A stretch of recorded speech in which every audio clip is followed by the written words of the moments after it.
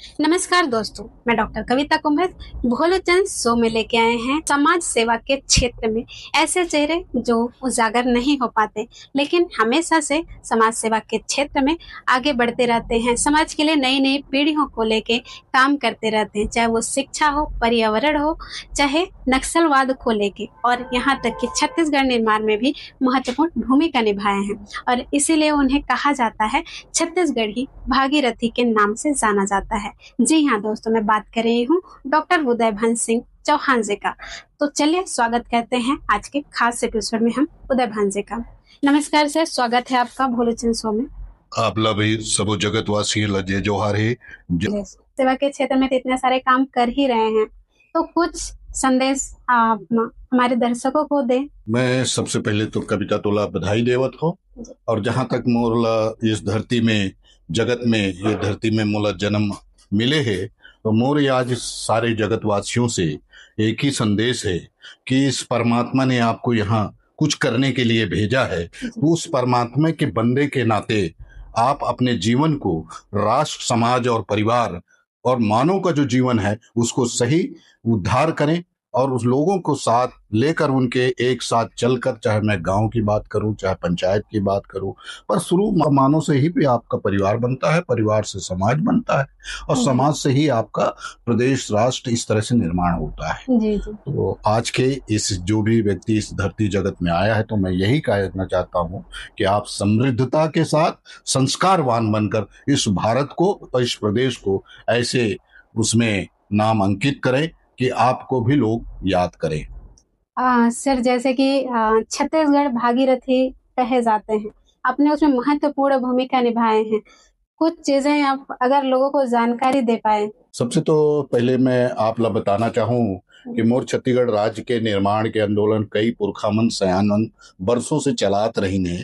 महुला ऐसे लगी प्रेरणा मिली 91 के पहले से हम छोटे छोटे आंदोलन में पुरखों के जो द्वारा चलाए जाते थे उनमें शामिल होते थे। पर एक ऐसा आंदोलन इस इतिहास में भारत की, मैं कहूँ तो कोई अतिशयोक्ति नहीं होगा, कि 1900 शांति प्रिय मार्ग से और संवैधानिक लोकतांत्रिक प्रक्रिया से कोई अपने अधिकार, अपने प्रदेश या राज्य की किसी मांग को लेकर, तो वो छत्तीसगढ़ राज्य निर्माण का आंदोलन था। जो आंदोलन छत्तीसगढ़ राज्य निर्माण अखंड धरना जिला हम भारत माता के बाद छत्तीसगढ़ महातारी जय जोहार करता, तो वो छत्तीसगढ़ महातारी के परिकल्पना ला आजाद करे में शोषण और जो यहाँ की संस्कृति, जो यहाँ की सारी चीजों को बचाने के लिए उसमें सभी गैर राजनीतिक समाज सेवी संगठन और वो राजनीतिक विचारधारा से जुड़े हुए लोग धीरे धीरे एक वो बना। और सैलाब जो अखंड धरना गुरु घासीदास नगर घड़ी चौक के नाम से जानी जाती है, यह आंदोलन 11 साल लगातार, और जिस तरह से 1995 से 9 अप्रैल रामनवमी को ये धरना तब तक जारी रहा, जो धरना जब तक छत्तीसगढ़ राज्य नहीं बन गया। और ये 10 दिसंबर 2000 को छत्तीसगढ़ राज्य का सपना 1 नवंबर को पूरा हो गया था, पर अखंड धरना की विजय आहुति 10 दिसंबर 2000 को समापन हुई। तो उस तरह से ये छत्तीसगढ़ राज्य एक सब विचारों के तहत ये बना, जिसमें माननीय विद्याचंद शुक्ल और कई लोगों ने अलग अलग उपाधियों से, तो ये भागीरथी की उपाधि, क्योंकि उसी धरना आंदोलन से बहुत से संगठन लोग जुड़े हुए थे। पर मैं घर वापस तब तक नहीं गया जब तक राज्य नहीं बना। तो ये उपाधि माननीय हमारे पूर्व शहीद विद्याचंद शुक्ल जी की दी हुई उपाधि है।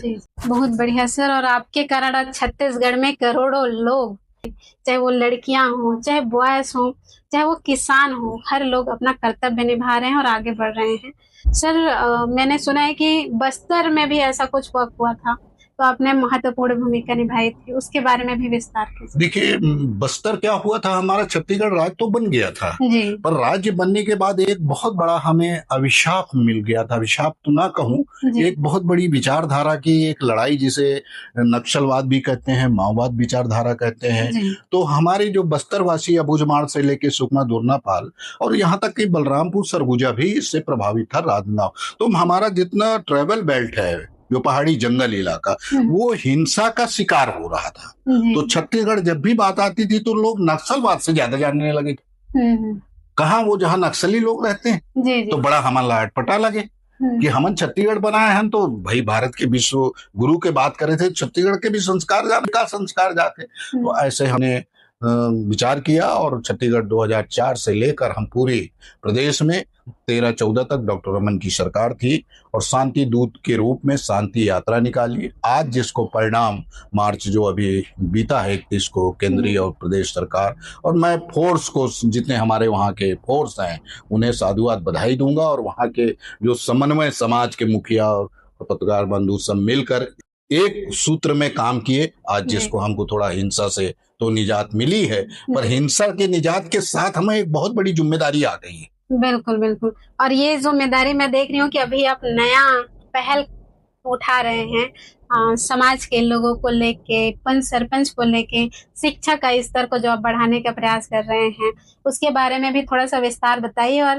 वाकई ये काबिले तारीफ है जब मैंने जाना इस चीजों को, क्योंकि गांव तक के गवर्नमेंट पहुंचती है, सारी चीजें रहता है, बट फिर भी लास्ट मोड़ तक नहीं पहुंच पाती और उस कदम को आपने बीड़ा उठाया है।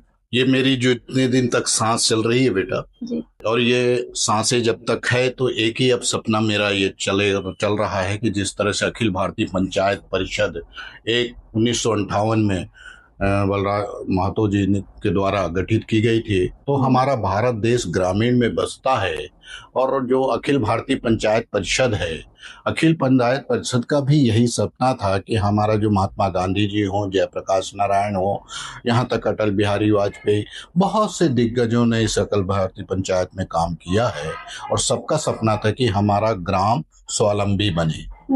उस स्वावलंबन की वो आत्मनिर्भर बनाने के लिए हम इस उद्देश्य पर अभी जो हमारे कार्यों का या जागरूकता का है वो 3-4 विषयों पर कर रहे हैं कि जिस तरह से हमारे भारत देश में 14 लाख पंचायतें हैं, छत्तीसगढ़ में वही करीबन 11-12 हजार पंचायतें हैं। तो ये जी मेरा गांव ग्राम सभा, जिला कहते हैं हम, ग्राम सभा सबसे ऊंची सदन, यदि हमारी ग्राम का फैसला यदि मान्य होगा, जो वहाँ के लोग रह के जो विकास चाहते, शिक्षा, स्वास्थ्य, बिजली, पानी, सड़क और सबसे बड़ा कहना चाहिए वहाँ स्वावलंबन के रोजगार और संस्कार, 2 चीजों को हमारा केंद्रित है कि वो पंचायत में स्वरोजगार भी हो और संस्कार भी हो, क्योंकि जिस तरह से नशा और जो भाग दौड़ है तो हम संस्कार परिवार से टूटते जा रहे हैं। तो गांव को, हमारे को, पंचायत को आत्मनिर्भर बनाने के लिए अभी हमारा कार्य चल रहा है। और जहां तक जो बस्तर का है तो इस बस्तर में इस मॉडल को, कि एक मॉडल जो बना था, अब बस्तर और सरगुजा ऐसे सुदूर अंचलों से ये आदर्श के रूप में पंचायतें स्थापित होंगी। लोग कहेंगे कि शहर ही नहीं, गांव में भी सब चीज बसता है, हमको शहर नहीं आना है। बिल्कुल सर, आपने जैसे कि संस्कार की बात की, तो इसके लिए चीजें पूछना चाहूंगी कि आजकल के बच्चे तो संस्कार को भूलते जा रहे हैं, कैसे उस दिशा में हम कदम बढ़ाएं कि उन बच्चों को हम फिर से संस्कार की दिशा में लेके आए। बहुत प्यारी चीज बात करे हो। सब मन, सबसे पहले लड़का के जब जन्म होते तो रोते और जीवन भर रोते रहते। जी जी। नहीं रोवत है तो ला मार के रुलाते कि रोवत काबर नहीं, लड़का है तो धरती में आते ही वो उसको रुलाया जाता है और जीवन जब तक रहता है तब तक इंसान रोता ही रहता है। तो मैं आज के इस जन्म में कहा तो रोना छोड़िए, हंसना सीखिए। हंसने लगोगे तो अगला भी तुमसे सफर और जीवन का जो बहुत मुश्किल में मानव जीवन मिला है, तो इस मानव जीवन को आपको सफल करना है तो हंसना सीखिए। बिल्कुल सर, आज के हमारे दर्शक आपको बहुत सारी चीजें सुन रहे हैं, बहुत सारी बातें आपसे सीख रहे हैं, उनके लिए कुछ सुझाव या संदेश आप देना चाहें? मैं समस्त राष्ट्र और जगतवासियों से एक ही निवेदन करता हूं कि जिस प्रकार से इस धरती में जो भी जीव जंतु पशु पक्षी मानव जन्म लिया है, हर का खून लाल होता है जी। और जब खून लाल है तो सब हम एक हैं, और जब सब हम एक हैं तो इसका संरक्षण भी होना चाहिए, ना कि अलगाव, ना किसी जाति भेद, ना किसी प्रकार। तो हमको मिलजुल कर और इस प्रकृति के साथ जुड़ के रहना होगा। जब तक आप प्रकृति को नहीं मानेंगे तो आपका परिवार कैसे सुरक्षित रहेगा, आपका राष्ट्र कैसे सुरक्षित रहेगा, आपका समाज कैसे सुरक्षित रहेगा, आपका प्रदेश। तो आपको प्रकृति के साथ जुड़कर और विकास की धारा को और अपनी शिक्षा जो है जी आज डिग्रियां लोग मिल रहे हैं पर संस्कार से अवचित होते जा रहे हैं। जी तो मैं ये चाहूंगा और मैं छत्तीसगढ़ की सरकार को भी बधाई देना चाहता हूं आज इस अवसर पर। कल से स्कूल खुल रही हैं जी तो जी समस्त मैं आपके माध्यम से, इस चैनल के माध्यम से, कि जो भारत की सनातन संस्कृति है उसको पाठ्यक्रम में बच्चों को अब भोजन करने के समय, स्कूल प्रवेश के समय और स्कूल समापन के बाद हमारी संस्कृति के जो मंत्र है, जो सरस्वती का मंत्र है, जो हमारी भोजन का मंत्र है, जो हमारा को मिला हुआ है, जी इस तो उसका भी लोगों में, बच्चों में संस्कार डालने का एजुकेशन के साथ, विज्ञान के साथ, जय जवान जय किसान जय विज्ञान बोलता ना मन, जी जी तो जय संविधान के साथ जय संस्कृति भी मैं कहा था वो ल जुड़ू तो अवश्य हमारे भारत के भी शुरू बोला। जय जोहार है। थैंक यू सर, आपसे मिलके बहुत अच्छा लगा।